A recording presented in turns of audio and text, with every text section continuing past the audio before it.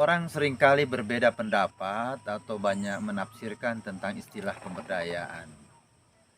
Sekarang ini harus kita pertegas kepada mereka bahwa pemberdayaan itu memang sebuah pendekatan dan juga konsep. Tetapi datangnya itu istilah dari awal mula bahwa pembangunan sudah seolah-olah pendekatannya kurang meliputi semua aspek.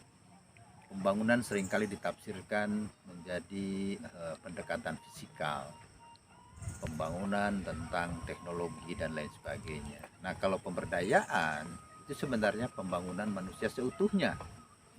Pembangunan manusia seutuhnya tentu bukan hanya aspek fisik, bukan hanya aspek fisikal, bukan hanya aspek apa yang berkaitan dengan kebutuhan manusia dari sisi aspek fisik, tidak, tetapi bagaimana juga pemberdayaan itu meliputi aspek knowledge, pengetahuan, keterampilan, dan juga aspek-aspek lain yang bersifat manajerial.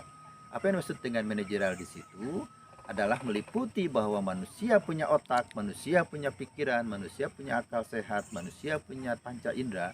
Itu sebenarnya harus dimanage sedemikian rupa. Kapan menggunakan kaki, kapan menggunakan tangan, kapan menggunakan semua aspek panca indera yang lain. Nah, itulah yang disebut dengan pendekatan pemberdayaan. Sehingga dekade ini atau era sekarang ini tidak lagi hanya cukup dengan pendekatan pembangunan yang sifatnya fisikal, tetapi harus juga dengan pendekatan atau mulai dirubah, digeser kepada pemberdayaan untuk tujuan bahwa manusia atau perkembangan itu tidak hanya cukup dengan aspek fisik saja, tapi aspek manusia dengan knowledge-nya, dengan skill-nya, dengan manajerialnya. Begitu kira-kira yang harus kita pertegas sekarang.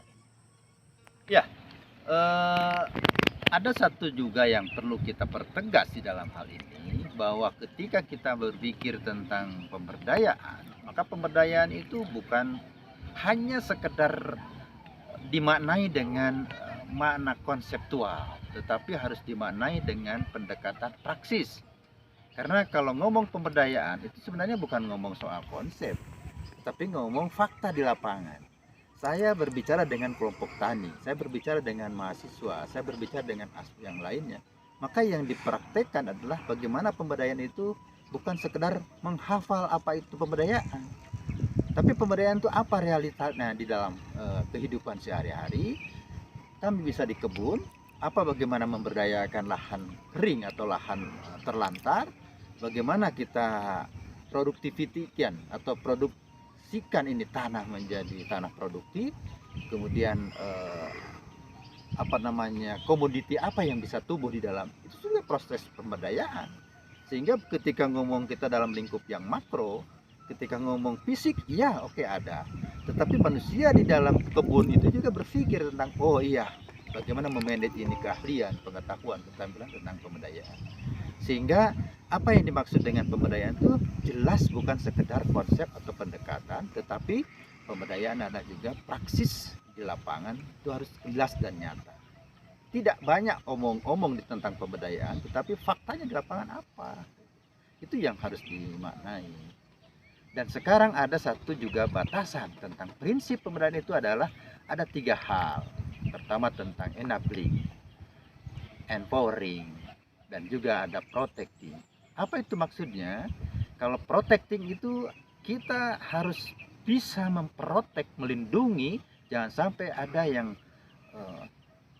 terlantar tanah, masyarakat yang miskin semakin terbawah, semakin terdegradasi dengan hal-hal yang lain. Apa artinya? Bahwa pemberdayaan bisa mengangkat mereka, memprotek mereka untuk jangan sampai terjadi demikian. Kemudian apa itu yang namanya empowering? Empowering adalah memberdayakan mereka. Bukan hanya sekedar tentang bagaimana cara bertani, bagaimana cara memberdaya atau meningkatkan produktivitas lahan pertanian, tapi mereka juga harus pandai. Apa yang dimaksud dengan pengolahan tanah dari perencanaan? Bagaimana cara melaksanakan penanaman? Bagaimana memanen? Bagaimana segala macam tentang termasuk juga marketing. Itu juga empowering. Jadi nampaknya fisik, tetapi apa yang terjadi adalah secara keseluruhan berkaitan. Nah, yang berikutnya adalah enabling. Enabling itu adalah sesuatu yang harus juga kita jadikan bahwa kita harus larut ke dalam sesuatu yang sifatnya membela yang punya kepentingan mendesak, membela kepada yang sangat membutuhkan. Itulah inti daripada pemberdayaan. Jadi jelas pada kita, dan mari kita bukan hanya sekedar kampanye kan, tetapi kita butuh sekarang ini adalah kader-kader pemberdayaan, baik di desa, dimanapun berada. Karena dengan cara kita memahami pemberdayaan secara utuh, maka kita dalam titik itu pun, pada itu pun kita sudah bisa melakukan apapun. Jadi tadi kita berbicara soal pemberdayaan itu secara makro. Nah sekarang mari kita lihat. Saya bersama kelompok tani milenial dan ada juga ibu-ibu yang akan ikut di dalam kelompok tani kami ini. Dan apa yang terjadi adalah bahwa kita bukan hanya sekedar menanam cabai lalu memetiknya, tetapi bagaimana mereka juga belajar dari mulai persiapan tanah, tanah, kemudian bagaimana cara menanam, bagaimana cara merawat, bagaimana cara memanennya, sampai ke bagaimana memasarkannya, begitu ya? Nah sekarang udah tahu belum dari mulai ngolah tanah sampai memanen? Udah tahu. Ibu-ibu tahu belum? Belum. Kalau nyambelnya udah tahu belum?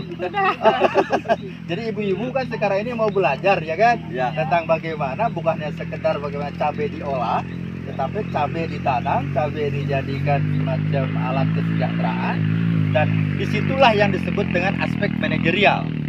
Jadi kalau kita sekarang ini punya pengetahuan, punya keterampilan menanam cabai, lalu kita mempraktekannya, nah disitulah lingkup yang disebut dengan pemberdayaan.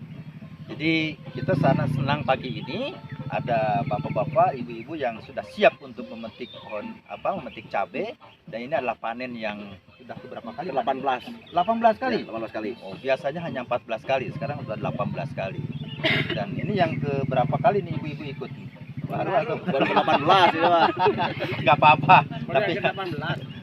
Tapi yang pasti kan kita ini sekarang sedang menikmati karya-karya kita ya. Kita dari mulai nanam sampai ke memanen dan melaksanakan pemasarannya. Gimana ibu-ibu, senang atau tidak nih? Bapak-bapaknya kalau setiap hari pagi di sini nggak masalah kan ya? Nggak masalah ya. Pertanian tuh tidak harus selalu kotor kan ya? Ya enggak. Saya kelihatan bersih atau tidak petani? Bersih. Baik, begitu saya kira semua pun yang ada di Nusantara, siapapun yang ada di manapun, mari kita yuk berbicara pemberdayaan bukan sekedar omong, tetapi praktek di dalam kegiatan keseharian. Ada lahan kosong, lalu olah. Ada tanaman yang bisa dijadikan alat komoditi pertanian, tanam. Soal nanti tumbuh dan tidaknya tergantung perawatan dan pemeliharaan. Begitu ya? Iya. Terima kasih bapak-bapak dan ibu-ibu. Yuk kita lanjutkan pertanian kita supaya hijau semua hamparan kita ini. Siap? Siap. Baik, jadi setelah tadi jalan-jalan, kemudian melihat cerita tentang praksisnya konsep pemberdayaan, boleh saya simpulkan sekarang bahwa pemberdayaan itu adalah proses meningkatkan, menguatkan dari mulai aspek pikiran, keterampilan sampai ke aspek manajerial. Yang kedua, pemberdayaan prinsip utamanya adalah mengoptimalkan potensi yang ada di lokal. Yang kedua, bagaimana meningkatkan atau mengoptimalkan partisipasi masyarakat dengan aspek gendernya. Yang ketiga, ketika kita ngomong soal pemberdayaan, ada dan tidak boleh lepas dari aspek enabling, aspek protecting, dan aspek empowering.